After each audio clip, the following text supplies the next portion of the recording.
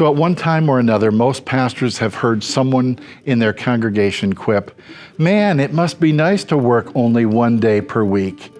Pretty cushy job." In that sense, pastors are often like police officers who endlessly endure jokes about hanging around in donut shops. Sometimes that is just gentle ribbing and sparring. Other times, it reveals a lack of awareness of what's involved with the job of being a pastor. It's a 24/7 identity. Some pastors live defensively around people's naivete, and they then care way too much by constantly trying to prove themselves, their worth, and their necessity. Other pastors are the ones who are naive, and they don't care enough about helping their leadership understand what they are doing. So this training time features a simple reporting mechanism that can be used or adapted. The intent is that pastors and other leaders might be on the same page and have shared awareness of what pastoral ministry really involves. Trust us, being a pastor involves working more than one day a week.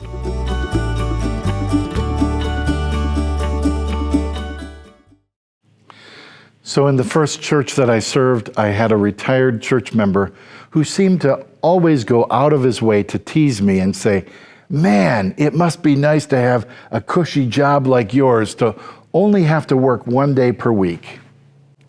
Now, he only saw me on Sundays, so in his experience, it only was one day a week.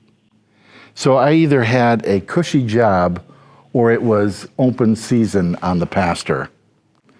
I have to admit that over time, it started to get to me. So I resolved to remedy that. The next time he came to worship, I was prepared. When he uttered the phrase, I reached into my jacket pocket and I handed him an application to our denominational seminary, and I said, "Look, the seminary is always taking applications. They're always looking for pastors for this one day per week gig that is so cushy." Later, he realized I was taking his comments personally, and he was outspoken in reminding me that he thought pastors had the toughest job in the world. Now, I had no idea that he thought that. Our mutual sparring with one another led to new understanding for both of us. And both he and I can look back and we can smile on it. So how can we ensure that pastors and other church leaders are on the same page in terms of where pastors are spending their time and their energy? So this is important, so please listen carefully. Churches tend to practice management by exception. What does that mean? Management by exception. When we say that, what we mean is people tend not to notice the daily work that is being done until there is something that stands out that they don't like. Maybe they notice that something is wrong in the bulletin, and organization and scheduling and administration is now suddenly lagging. Someone I know or care about is not being visited, or they're being neglected. The preaching is getting a little flat. The music is way too loud, or it's not upbeat enough. People seem to be leaving. You know, the youth aren't excited anymore about church, or really, they're not excited anymore about our church. They're excited about another church. Does any of this sound familiar? So a pastor could be working his or her tail off on starting something new, maintaining what's current, protecting and preserving something that's essential in church life. But none of those things matter because someone isn't happy about something. When someone who has high emotional stock value in the congregation is not happy, that's when things start to get traction. And that's a dynamic with which every leadership body would be wise to pay attention. Whose voices and whose opinions are we giving more weight than others? Are we even aware when we are doing that? And we all know that church systems are big enough and complicated enough that pastors major in some areas and minor in others. They can't do everything. That's just the way it is.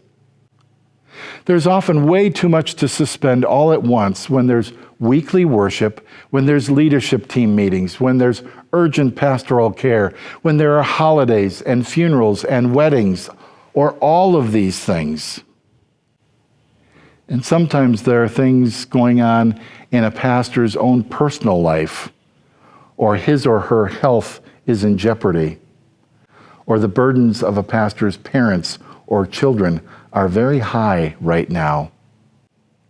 Every pastor knows that following any kind of break or rest comes the perfect storm or multiple things in church life that eat up all of the gains that the rest had given. This is often the point at which pastors start to grow weary and worn and begin to start counting. And many of us count the wrong things. In our weariness and in the face of concern or criticism, we begin to get defensive. We say inside of ourselves or maybe out loud, "Do you know how many nights I have been away this week or this month? Do you have any idea how many services I've had to do? Do you know how many times I have been called out to the hospital in the last number of weeks? Do you know how many family situations that I've been called into the depths of their crisis? Do you have any idea how many funerals and weddings I've had to do in the last month?" How do I know this? Because I'm a pastor. It takes one to know one. I say it with you now because I hear myself saying it. And I've learned that when I hear myself saying it, that this is a dashboard indicator light for exhaustion. The congregation may invariably say in response, "Well, this is your job. It goes with the territory." And pastors are saying on the inside, "I'm weary, and even when I am working myself to the bone, and it's costing me my health and my family and my relationships, it seems like it's never enough."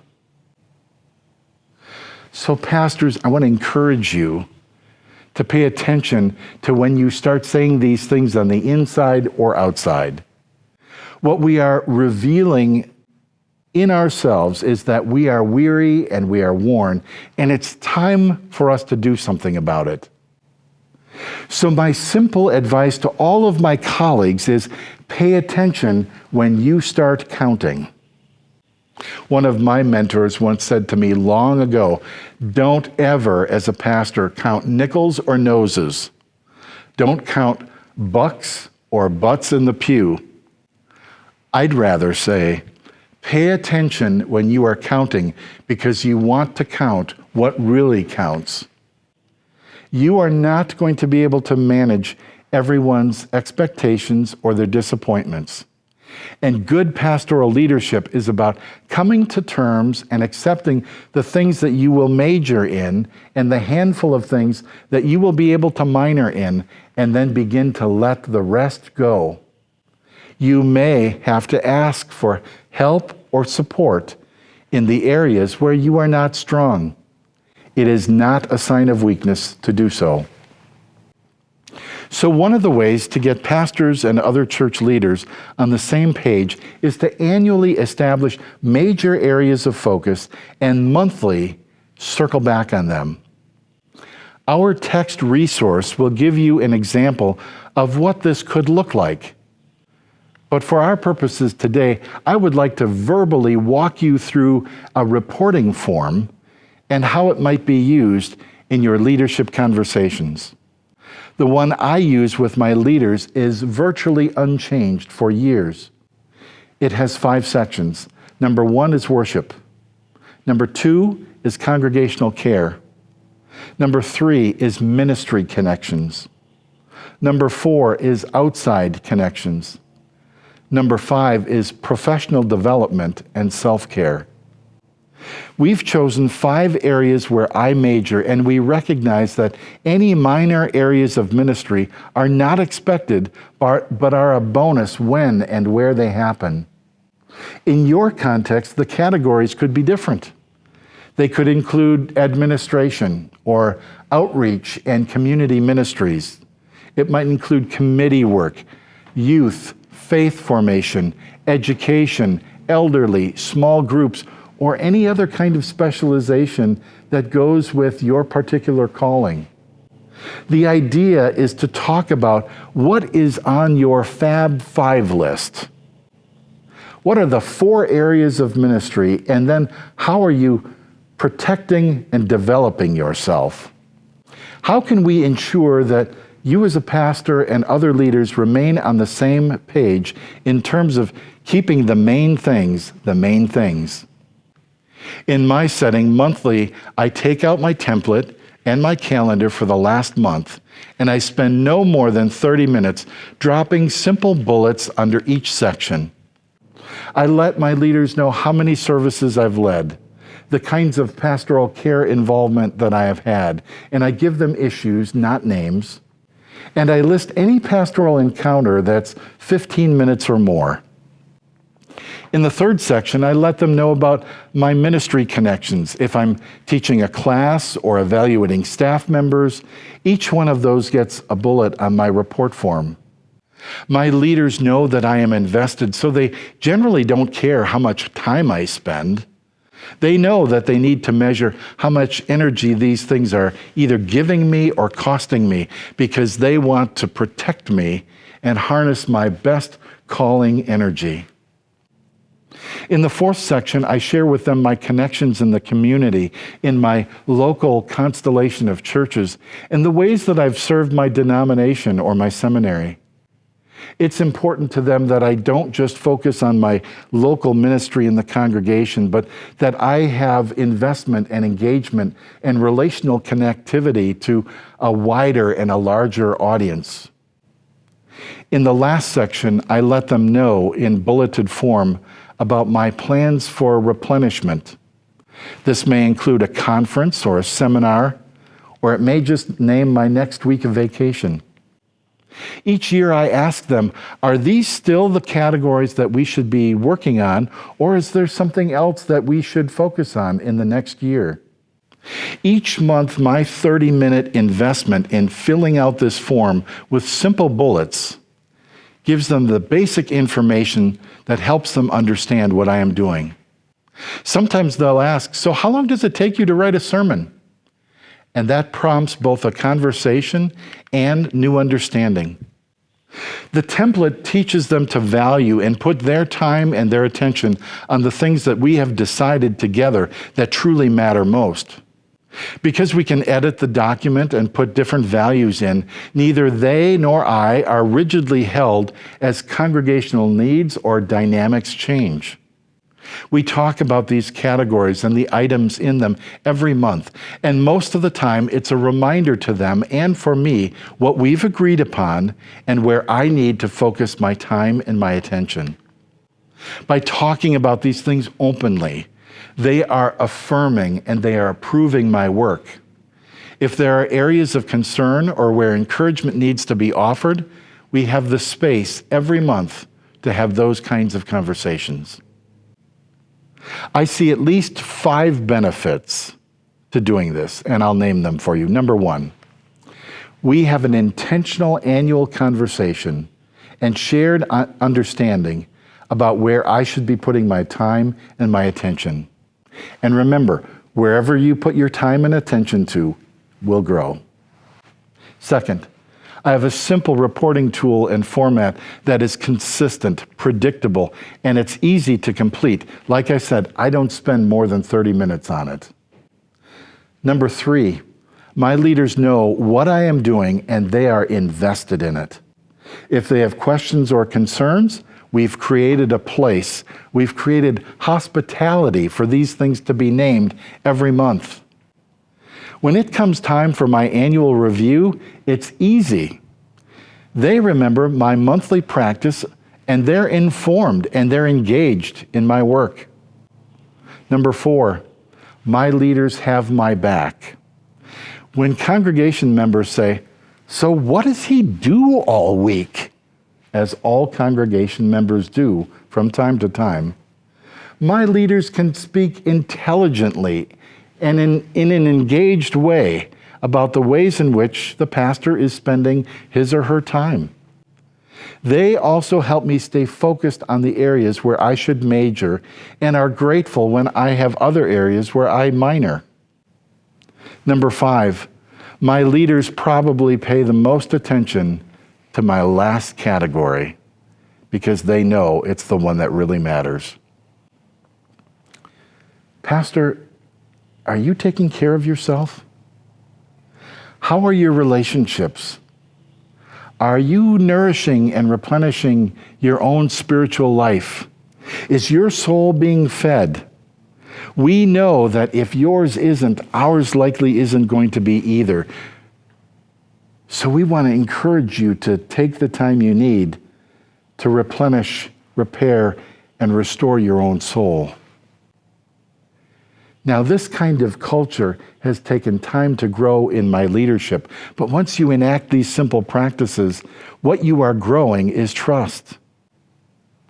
So early on in my ministry, I heard, "So it must be nice to only have to work 1 day per week." Since creating the simple monthly report form, I don't hear that joke as much anymore. People know the vulnerabilities of this pastor, but they also know that this pastor is invested and engaged in them and the ministry that we are doing together because we have decided together the things and the areas in which I need to major. So we want to encourage you to use it, to edit it, to adapt this simple format to engage as pastor and leadership. And we'd encourage you not to ask your pastor to major in more than 4 areas, and be sure to remember that 5th one of professional development and soul care. The truth of the matter is, in community life, the big moments in ministry often tend to pile up in the same week or in the same month. Be sure to recognize that your pastor needs time to regroup, restore, rest, and replenish. He or she needs to be investing in relationships that hold him or her in some degree of security. Brothers and sisters, just know that being a pastor is the greatest job there is. But know too, pastors work more than 1 day per week.